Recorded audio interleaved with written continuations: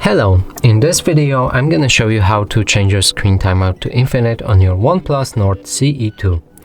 So if we go to our settings and find display and brightness, then auto screen off, the maximum timeout is 13 minutes. In order to change it to infinite, we'll need to go to our Google Play Store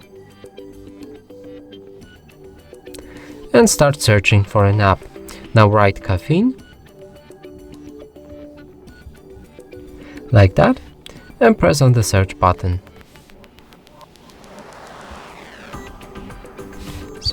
Like that. Now open this app and select install.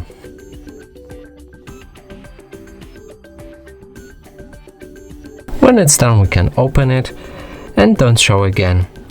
From here, you can change the timeout right here.